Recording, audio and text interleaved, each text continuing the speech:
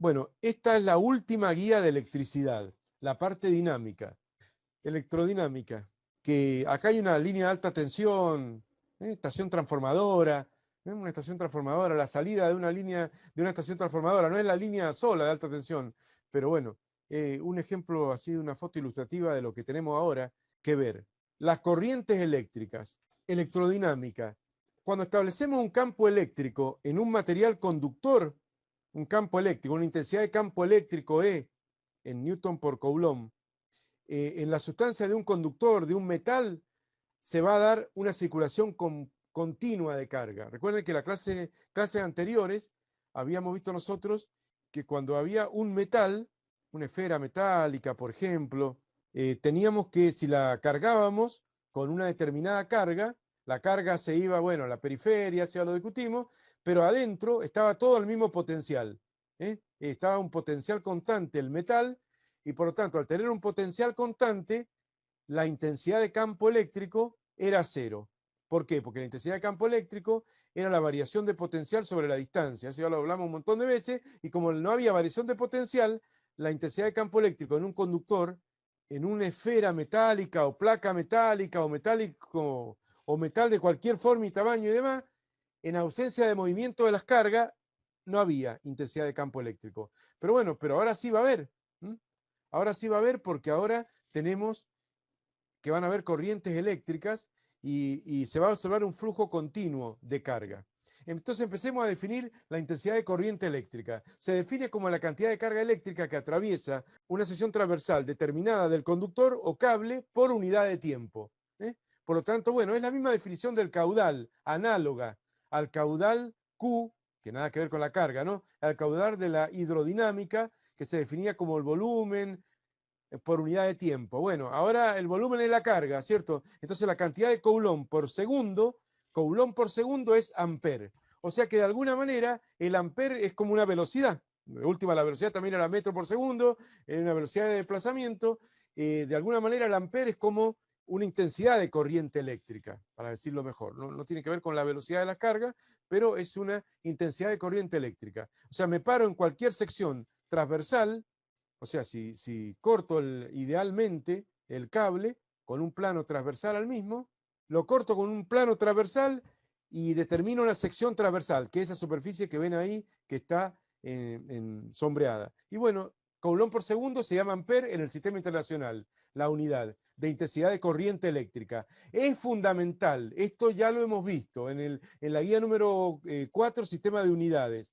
Es una de las 7 unidades fundamentales, junto con el metro, el kilogramo masa, el segundo del famoso MKS, junto con el Kelvin de la temperatura absoluta, aparecía el ampere, y también la candela y también el mol. Bueno, esas son las 7 unidades fundamentales que tiene todo el sistema internacional de unidades. Así que el ampere es fundamental. Está bastante claro entonces que el Coulomb va a ser derivado del ampere. En el sistema CGS electromagnético, la unidad es USI. ¿Equivale a qué? A USQ por segundo. O sea, los del sistema electromagnético son así. Unidad electrostática de intensidad, nada más. No se usará mucho, pero existe. No se usará mucho para nosotros, no lo usaremos mucho nosotros, pero existe. Los sistemas CGS y sus derivados son muy empleados en investigación. Eso ya lo dije cuando lo estudiamos en su momento. Las unidades son mucho más pequeñas, son mucho más aptas para lo que es un laboratorio. Todas las revistas de divulgación científica, todas ellas usan unidades del sistema electromagnético, CGS, así que no será raro en esas publicaciones ver estas unidades, USI, USU, pero para nosotros sí es medio extraño. Yo nunca vi un voltímetro graduado en USI, nunca. O sea, en ampere, miliampere, microampere, lo que sea, pero no en esa unidad. Pero de campo, es decir, de voltímetro de campo, de laboratorio, nunca los vi, no sé, si tiran en no sé qué contexto. Bueno, entonces estamos diciendo que como un ampere equivale a un Coulomb por segundo, se dice por, obviamente es dividido, puedo despejar un Coulomb de acá. Entonces, ¿qué es un Coulomb? Un ampere en un segundo. Un Coulomb es la carga que atraviesa una sección transversal de un conductor por el cual circula una corriente de 1 ampere durante 1 segundo. Si en un conductor establece una corriente de 1 ampere durante 1 segundo, te desplaza 1 coulomb. Y en base a eso está toda la electrostática, en coulomb y todo lo demás. Y en base a eso se demuestra que un electrón tiene una carga de 1,602 por 10 a la menos 19 coulomb. Y el coulomb en la práctica de esta manera se termina definiendo o midiendo.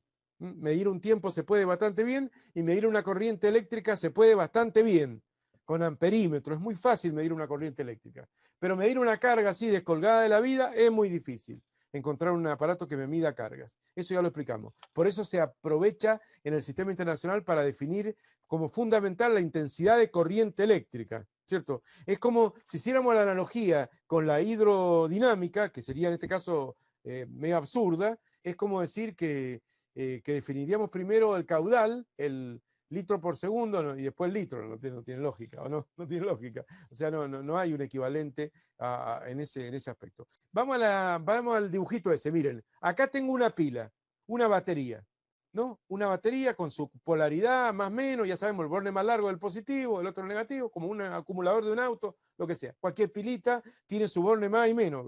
Agarren una pila y miren, van a ver los bornes más y menos. Siempre la punta sobresalida del borne positivo, ¿o no? De las pilas. El otro lado es negativo. Bueno, por supuesto que no es intercambiable. Vos no podés poner una pila de cualquier manera. Por eso todos los dispositivos te dicen qué manera se coloca la pila. Si la colocás al revés, no anda. No sé qué puede pasar, pero no anda.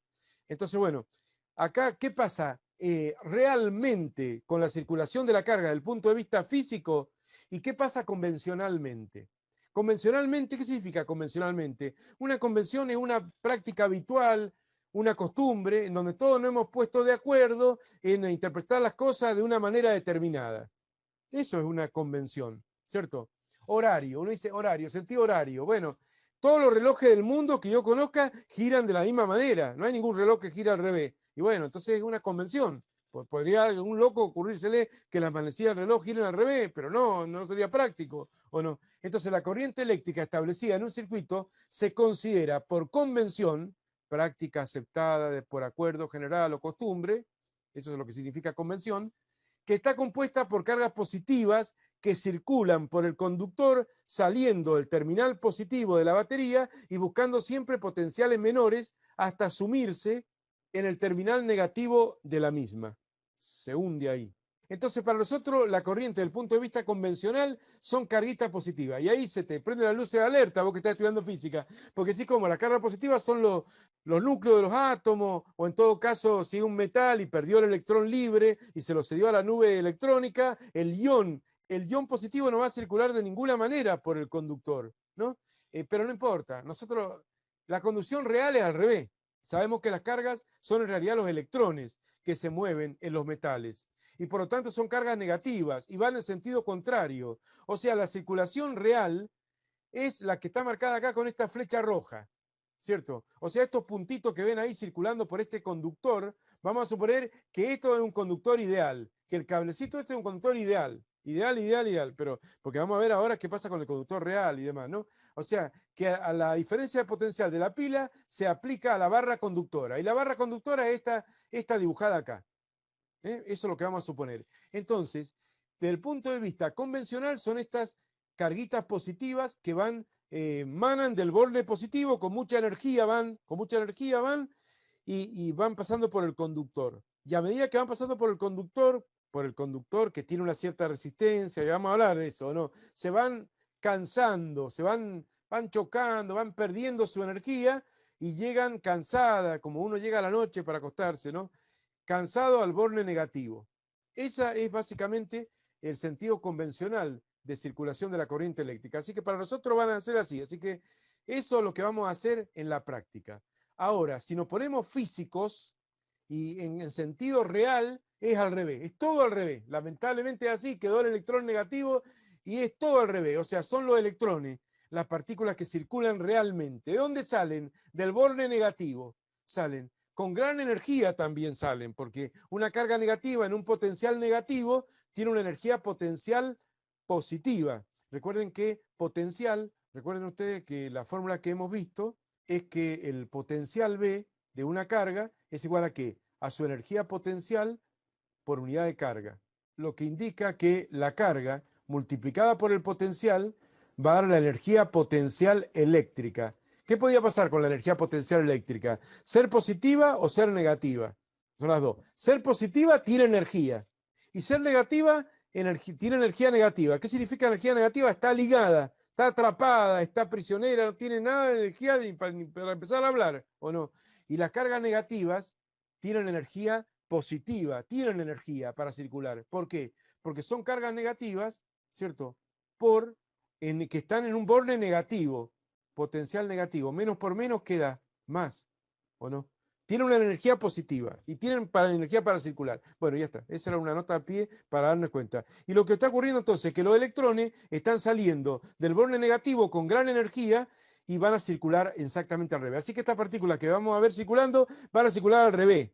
Y bueno, el campo eléctrico se marca siempre en el sentido de la fuerza que recibiría una carga positiva colocada ahí. Así que bueno, y la intensidad de corriente también, es todo convencional, todo convencional. Así que sepamos eso, que existe un sentido convencional donde la corriente va del positivo al negativo y existe un sentido real, físico, donde son los electrones los que se mueven y se mueven exactamente al revés.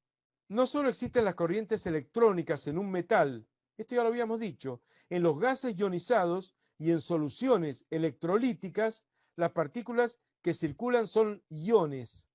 No es que circula, no es que el electrón está disuelto, no hay una especie de gas metálico, no hay, con el electrón disuelto en el gas, o un líquido metálico con el electrón disuelto en el líquido, no hay. Son iones. Tenemos acá la USI, la USI. No es tan importante esto, pero si un ampere es un coulomb por segundo y un coulomb es 3 por 10 a la 9 USQ, esto lo hemos demostrado, un coulomb 3.000 millones de USQ. Entonces 3.000 millones de USQ por segundo va a quedar que, bueno, un segundo es común al sistema CGS, todos los sistemas trabajan con el tiempo en segundos y por lo tanto quedaría que un ampere es igual a 3.000 millones de USI. O sea, 3 por 10 a la 9 USI. Para saber, ya que estamos con el CGS, sigamos hasta el final con el CGS.